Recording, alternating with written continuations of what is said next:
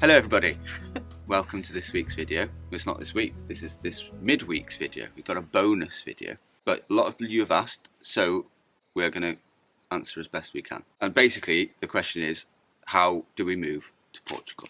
So we have come up with four 4-point things that you need to do if you want to move to Portugal.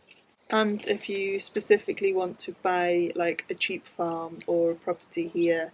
So, the 4 points we have are... First, choose where you want to move to. Yeah. The second step is to get a NIF. A NIF. So a NIF is a tax number. Yeah, it's your Portuguese tax number, and you need this to buy anything within Portugal, especially property. We'll go into more detail later in the video. Step 3 is visa. Visa. Now this is the one we have absolutely no idea about, so we've had to do some research. Yeah. But we have got some research done, and yeah. hopefully it's useful for you. Hopefully. Step 4 and 3 are kind of combined, is that you need to find somewhere to live, because part of your visa requirement is proof of an address here, so that can be rental or property. So we'll give you some tips on how to do that. And that's basically your overview, because everything else you can do once you're here. Yeah. And then I have got like a bonus step 5, which is more just covering what to look for with buying property and some of the rules that can be a bit confusing, and we're trying our best to make sense of them. Yes. So. And they're always changing. So. And change per district. So. Yeah. Always consult a lawyer. Don't take anything we're saying as legal advice. Nope. This is just like as if you are friends meeting us in the cafe, and this is everything that we've learned and we're trying our best to understand. So hopefully it is helpful. So, to quote a great Australian, let's get into it. Before we do get into it, we did partner with MyHeritage for this video, so I just want to quickly share with you about them. We've really enjoyed this collaboration, so I hope you enjoy the next few minutes, and then I'll get into step 1 of moving to Portugal.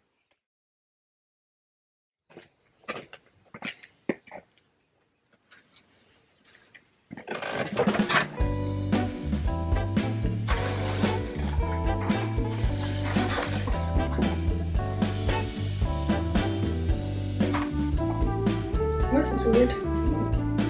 Better be 100% Welsh, I swear.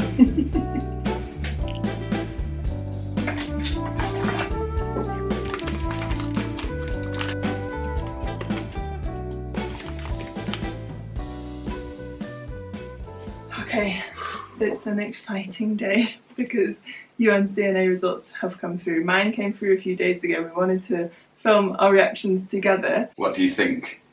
Well, my mum's done her test before, so I've been chatting to her about that. So I know she's mostly English, but I'm really hoping I've got some Iberian and lots of Welsh in my results too. How about you? I want to be 99.9% Welsh, and if I'm not, I'm going to cry. 84.2 Irish, Scottish, Welsh. Nice. 9.6% English. 3.8% Finnish. 2.4% West Asian. Really? Yeah, like Turkey, Iran. Interesting. That's so cool. Carissa, you are. Who's your head, Dodo? I'm 61% Yeah. Irish, Scottish and Welsh. 25% English, that's my mum. Balkan? 7% Balkan? Where's that come from? 5.7% Scandinavian. Oh. Brilliant. That's me. I'm so happy I'm 61% Welsh. Or Irish, Scottish. That's awesome. Yes. Nice. Oh, I'll have to get my dad to do his so I can compare his and mum's. Yeah. Dad, if you're watching, there's a link in the description. So it's a few days later and I've just received an email from MyHeritage, because what they do is they link you up now with other people you share your DNA with. That can be really loosely, like I've just been informed I have a 5th cousin in America, but it can also be even closer, and showed me my mum's cousin, so it's been really nice to chat and connect with our family more and talk about the links we got and where we've come from.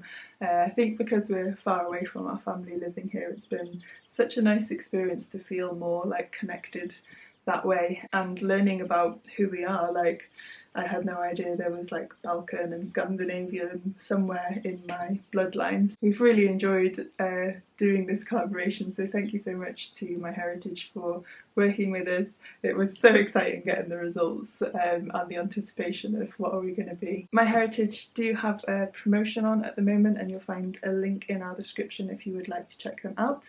And if you use our code Frankie, you will get free shipping. If you do use them, please do comment and let us know. I'd love to hear what you get and what you find out. Okay, because I did quite a lot of research and I've mostly got it written down in notes to try and reduce my rambling, I'm going to be referring to those notes. Iwan has gone off to have a beer because this is basically just going to be me talking.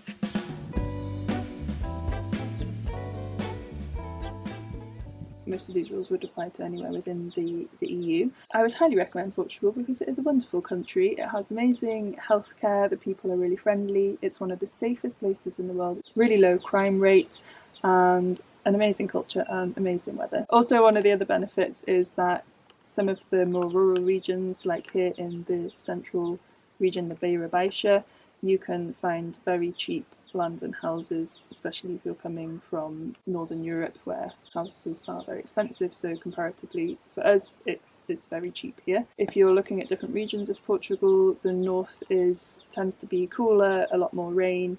The centre is very hot in the summer and very cold in the winter. The coasts are very highly populated and the temperatures are less extreme, so you have warmer winters, cooler summers, but it's a lot more expensive and there's a lot more people there. There's obviously so many different regions and a lot of diversity, so do a little bit of research, but yeah, and it depends what you're looking for.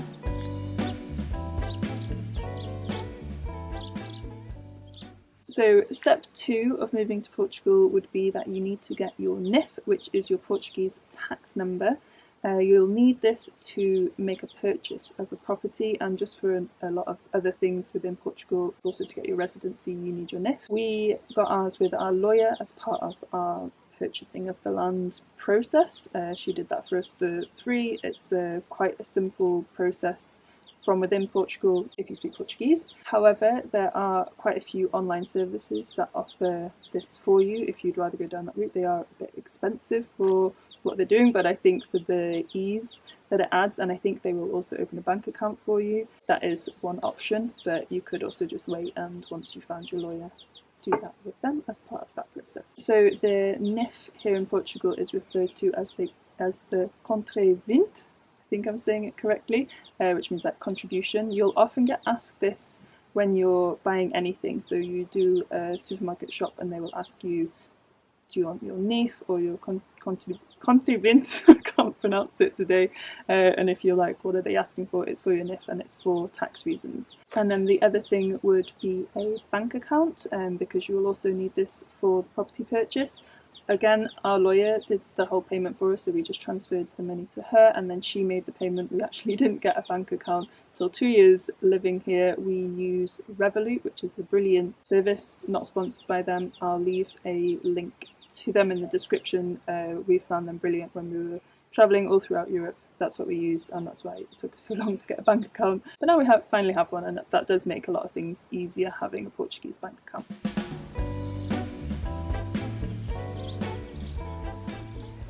So I said in the intro that step 3 and 4 are kind of like one of the same. I'm actually going to start with saying step 3 is not to get a visa but to get somewhere to live, because proof of address is a requirement for a visa, which I know makes things a little bit complicated because if you're not living here full time that can be a bit stressful, or you might not want to buy a property without having spent time here, but you can have a rental as your proof of address and you can get quite cheap rent.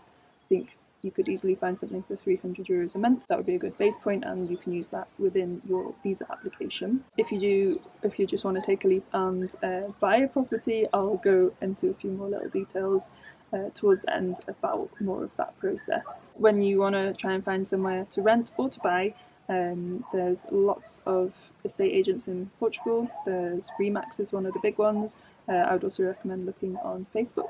There are a lot of estate agents and there'll be like regional ones. So if you Google translate estate agent, which is agent imobiliário, I cannot speak Portuguese today, I've got my tongue in a twist, then you're more likely to be able to find the ones that you're looking for.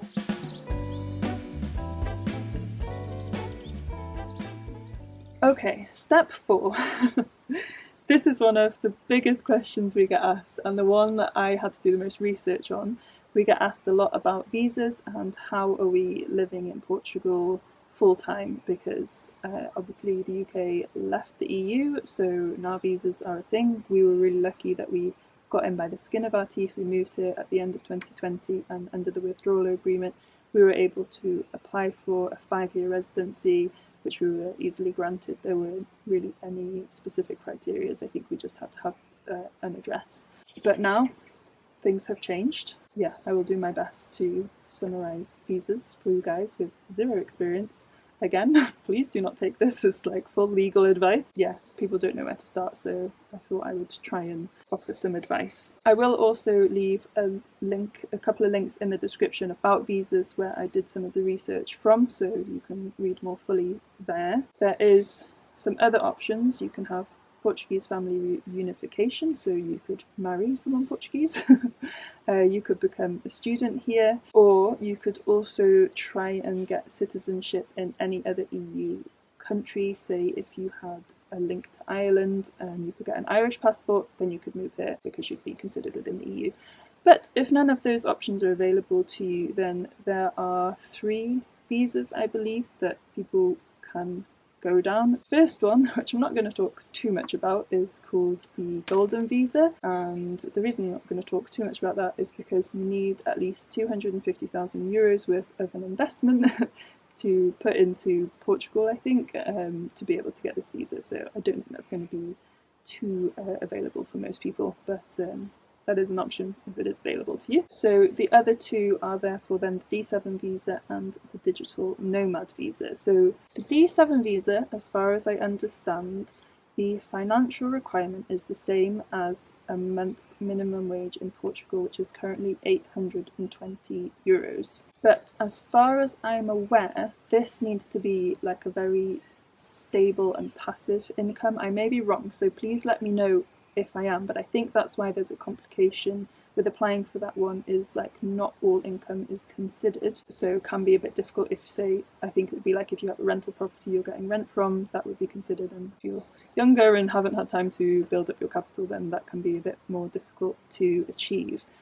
I think that's correct. If anything I'm saying I found out is wrong, I will put that into the description, so please, this video is useful for you, read the description afterwards, and if I learn anything that's changed, I'll pop that in there. And then you have digital nomad visa, which is an option if you have any sort of online income, whether that's a YouTube channel or an online business, or you're a freelancer or employed and you can work from home, which means you can work from anywhere. The complication with this one, as far as I understand, is that the financial requirements are kind of ridiculous is the best word I have for it. For this, you currently need to have 3,040 euros per month as your income, and you need to have 36,480 euros in your bank and be able to prove that. I have no idea why this is so high. I've tried to research to see if I'm wrong about this, because it just seems very extreme. That is another option. If you are lucky enough to be able to apply for that, then you can go down that route. If you are coming with a spouse or children or someone who is financially dependent on you, then there are other financial requirements. So yeah, visas are quite complicated, so I'm very, very grateful that we didn't have to go through that. I wish you all the best with that. Like, I hope things change to make it easier. Obviously, Brexit is a fairly new thing and maybe things will change. So once you have your visa, that grants you a longer stay in Portugal than the current 90 days that you're allowed within the 180 Schengen zone rules. So that gives you time to come to Portugal and then apply for your residence permit, which gives you 2 years residence here in Portugal, and then every 2 years you will then reapply for that, and eventually you can apply, I think after 5 years, for citizenship, which requires a language test and gives you a Portuguese passport.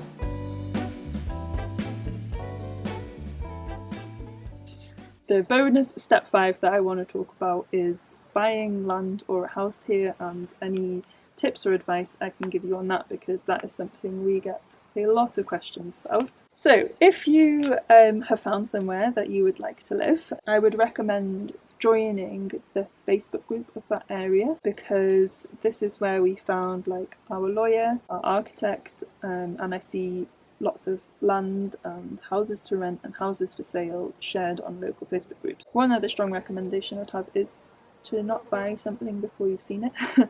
I know a few people have bought things from the pictures on the internet, and that doesn't normally end well. I would definitely recommend trying to actually come to Portugal and viewing that property before you make the purchase. I would also really strongly recommend buying with the help of a lawyer. They can check through everything for you. Some things can still slip through the gaps like it did with us, and like we didn't fully own our house. Things are quite unusually divided here, but you've got the best chance with hiring a lawyer. There are also things like a piece of land will inherit the debt, so if there's debt owed on the land and you buy that land, you then are responsible for that debt. So again, a lawyer can hopefully check all those things for you. So this is the bit I'm going to try my best to explain. I don't fully know, it's kind of a bit complicated, but if you want to live on a piece of land, like this is a rustic piece of land, you need to have an urban article. So our house is on an urban article. If you do end up just buying something that is rustic, we do have friends who bought a rustic barn and were able to change it to urban quite easily. So it's not the end of the world, but it's definitely a step more, so easier to avoid that, and I guess you can't always be certain that it would be able to be changed. So yeah, look in the deeds for an urban article. Again, a lawyer should be able to cover that for you. Then there's this other rule here that you may have read or heard about called the pre-1951 rule. This is something I think I've understood, and again, please comment if I've got this wrong and I'll try my best to share it with you. So pre-1951 means that the building was built before 1951, or in some cases it's pre-1970, and this is when the REGEU came in, and this is building laws and regulations. So if the building was before that date, then you don't have to follow those regulations as strictly. So that is why people seek the pre-1951 buildings, because, for example, if you were building a new house, there are certain checklists you would have to fulfill to get the habitation license signed off, whereas a pre-1951 building, you do not have to get that habitation license, therefore it's habitation license exempt, which is great if you want to live off grid. However, and this is what we're potentially coming into now, is if you want to expand the building or make any alterations, you have to present that as a project to the Camera for approval, and you are then opening up to needing to fulfill that habitation license, I think, because you're now building a building that is being built after the law has come in. For a building to be registered as pre-1951, there is a document that you get from the Câmara or Junta, which is your local town hall, that signs that off. It's not just you go, oh, that building looks old, I reckon it's before then. It's an official document. We were really lucky our deeds came with that document. I think most buildings that would have that, they would do that because it's a selling point. But again, you would have to have that confirmed before you just decide that it's that. And it still needs to be an urban article. These rules will change district to district, and yeah, I would just always advise using a lawyer and speaking with the local camera and finding all these things out.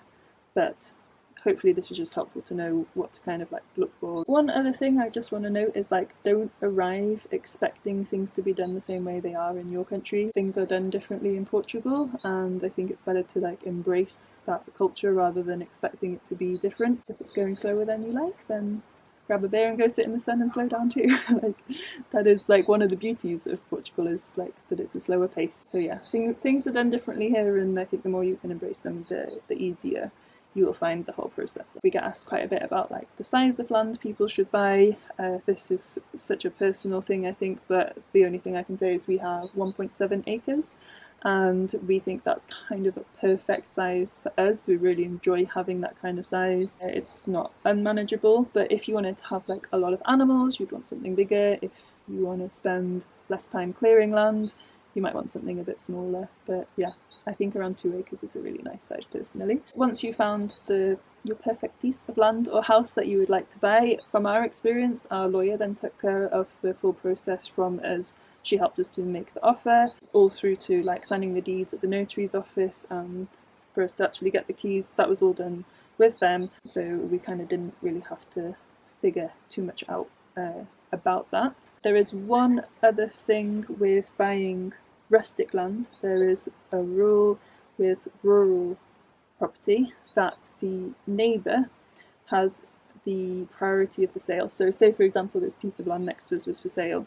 and someone put in an offer and they wanted to buy it. We would receive a letter to say that that land is being sold and for what price, and if we said, well, we want to buy it and we can match that price, then we would get priority. So this is another process you'll go through once you start the process of buying the land. It took about 2 to 3 weeks that those letters have to be sent to the neighbouring land to make sure that they don't want to buy it. This is a legal requirement, and if you don't send those letters, the neighbour still has a right to buy that piece of land even years down the road. So it's always done, and I think it's a nice rule because it kind of like keeps land less divided up, which has happened a bit too much in Portugal previously. I think that's it. I don't really want to say too much more because I think I've said a lot already. Yeah, I really hope this video has been helpful. Again, please do not take anything I'm saying as legal advice. I apologise if I'm wrong about things. Again, I will try and correct any of that in the description. If you know anything, please leave a comment. I think it's really helpful for people to share this information. Best of luck. I hope you enjoy the process. Yeah, it's a wonderful thing. And actually, one thing I did want to add, because whenever I've said this to someone, they've always found it a relief, is I would say the first 2 years, whenever you like go on a project like this, is really tough. And there will be times that you will question what on earth you're doing. The first year, I think almost every month we had a conversation about what are we doing, should we move back to Wales, this is really hard, can we make it work financially, etc, etc. And that is just a normal part of the process, and if you can stick it through, then it's so worth it. We absolutely love our lives here now, we love this land, we're really grateful that we get to live here. I can only encourage you to try, if you have that as your dream, to go through all the hoops, because it'll be worth it in the end. And I'm getting cold now, so I'm going to sign off there. But thank you for watching, I hope you've enjoyed it, and hopefully there'll be lots of useful comments as well. And just a final reminder, if you want to check out MyHeritage, who partnered with us for this video, the link is in the description and you can use our code Frankie for free shipping. And yeah, I really hope you've enjoyed this video, that it's been useful. That is my hope, my only hope, that it's helpful if you're feeling a bit confused about the next steps. And we will see you on Saturday for our usual vlog. Bye!